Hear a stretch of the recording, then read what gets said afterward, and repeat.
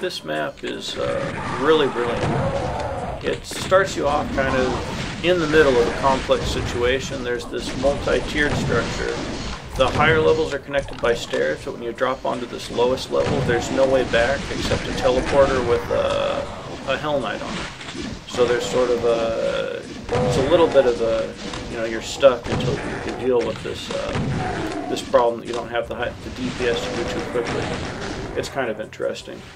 The whole structure overall is kind of interesting. There's a lot of far off cacodemons that trickle in. There's these highly placed mancubuses that make things very uncomfortable. Oh yeah, this run is me playing the map half remembered after having played it a year or so ago. So there's a few deaths at the start, and I kind of stumble through and play shitty in general.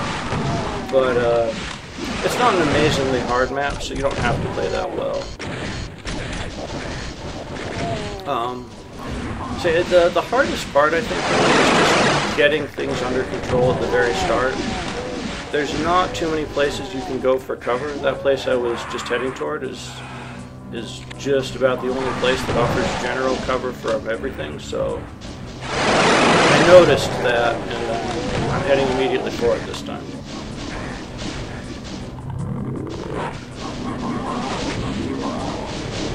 This is kind of cool. They both got angry at someone. Although the guy on the far end is angry at a Revenant he'll never be able to reach, so I'm just going to kill him.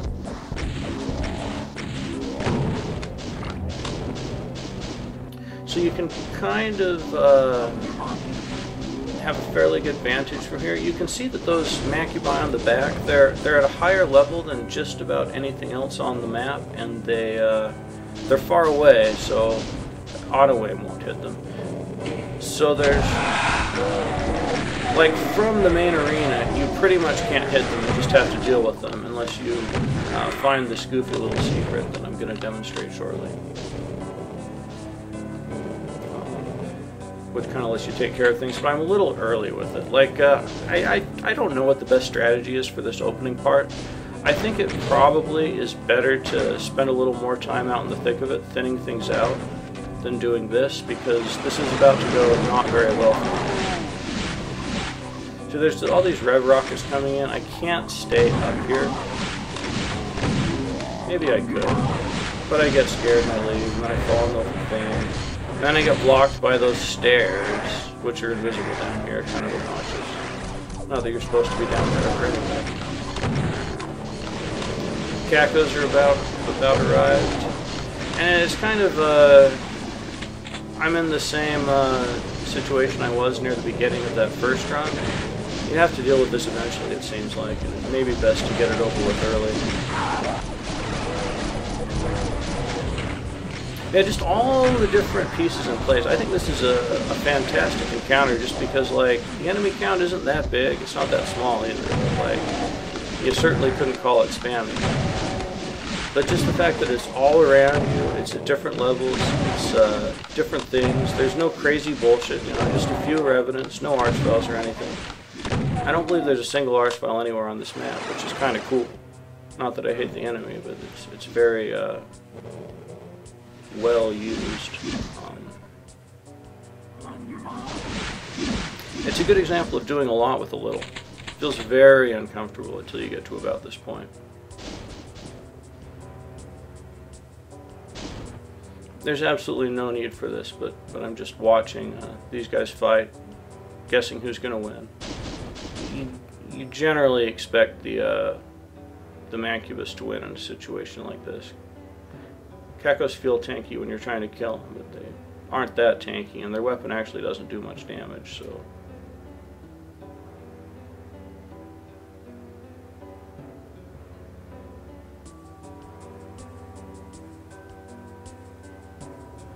And there you have it. So now we can finish off with these stupid guys.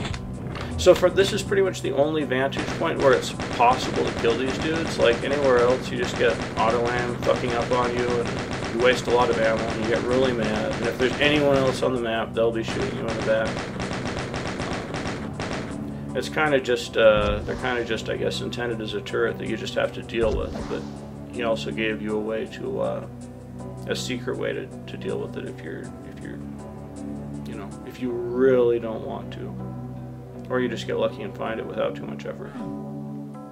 Anyway, so with the opening area finally cleared out, we can actually move on. We, I suppose, could have just pressed forward more quickly, but then you have problems with crap from the main area shooting you in the back, since everything in this map is kind of has line of sight to it one way or another. So you do really want to clear things out before moving on, or things get very complex. Now this is a brilliant fight. It's very clever. These guys warp in. There's two Macubuses turreted behind you, and they both get replaced when they die. So you're like, oh, I'm between a rock and a hard place, I'll get behind him. But that triggers this closet behind you to open up, so you're between a rock and a hard place again. So you might as well, you know, dash through the crowd again, hope for some infighting. It's quite cool. If you go far back enough to catch that soul sphere back there, you'll trigger another new wrinkle to the situation, which you could actually use as an escape, but then you'll again have problems with garbage that's kind of inconvenient to reach sniping at you. So again, I think it's better to make the clean sweep before you go too far.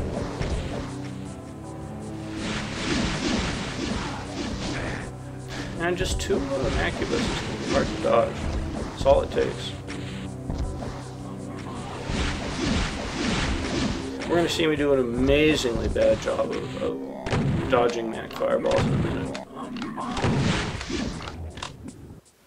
So the next encounter is kind of a invasion style fight where, like, the arena progressively opens up, more and more walls fall away on a timer.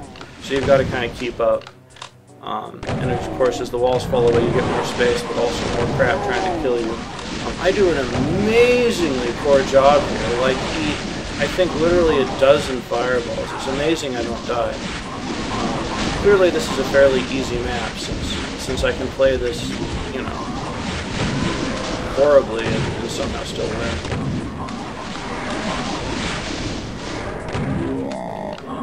You can kind of tree yourself at this point. It's kind of T-shaped at this phase of the encounter, so you got to watch out for that. The next phase will open up into a whole loop, and it also releases Ifrits, which you know, they're total monsters, so they'll kill everyone for you. You don't have to worry about anything except running and maybe reducing the pain elementals if you can. Because yeah, the Ifrits will do everything for you. And you just need to do your best not to get killed by them. I finally start being able to dodge here, fortunately, which is good, because otherwise the Ifrits would definitely.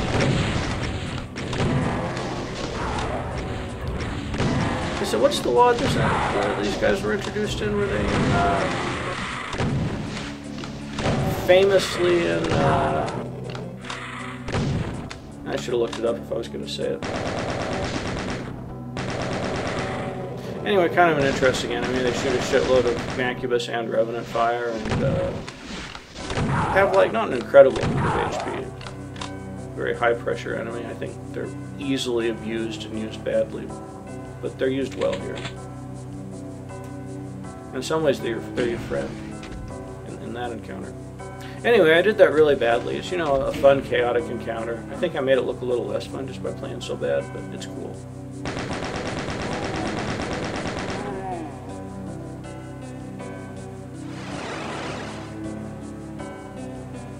The key progression here is kind of weird, because there's two of them, but you get them both for that. But there's a reason for it, I guess.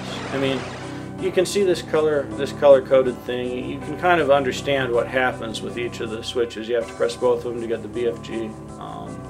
And as you might totally expect, they each trigger a big wave of monsters appearing in the environment. I'm looking for health here, since I'm in such a bad state.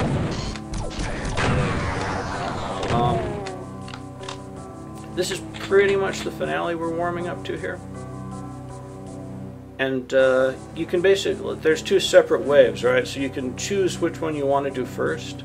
The black ones are like Ifrits floating in with also some chain gunners around the corner. I choose to do this one first because, these guys are aggressive, but they don't do quite as much to cut up your space. So, like, setting up all that infighting really takes care of most of the chain gunners right there, just running past and killing them. So, like, I feel like this is a little more manageable without the BFG. Apparently, the mod author didn't quite think that, because there's a little soul sphere. It only actually warps in if you choose the black switch first, or if you push them both at about the same time. If you do it in the other sequence, you don't get that soul sphere, and I guess that's intended as compensation for dealing with the Ifrits without the BFG. But honestly, I kind of think the Ifrits are a little more manageable without the BFG than the damn Arachnotrons that totally take away all the space you want to be walking in. I had a really hard time dealing with the red switch fight without the BFG, so I do it this way. And the extra 100 health ain't bad either. So clearing out the hit scanners ASAP, and then kind of trying to crowd shape a little bit so I can get around them.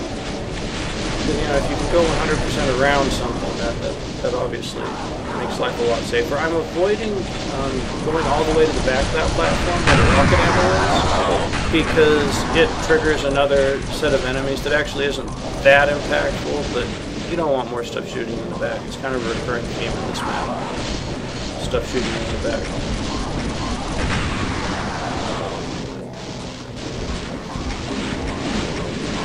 Those Arachnotrons, they feel so big on this little space. Like, it's incredible how easy it is to run out of space.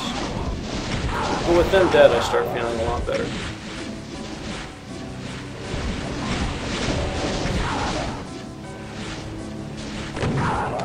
It's a little greedy to switch away from the rocket launcher at this point. There's no reason for it. It almost gets me killed. There's plenty of rockets. Plenty of space to use it.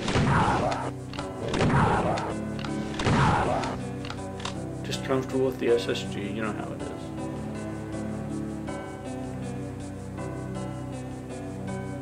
And then you don't even need to do this, but I like make it a max, right? This is something that really only matters if it happens while everything else is happening. It's nothing on its own. But that's the map. That is just a really good map. I don't know if I showed it off to its best advantage, but super creative, super interesting encounters that make you think. This guy has a few really good single map WADs like this, From Tears, Ovum. I wish he'd make a Mega WAD.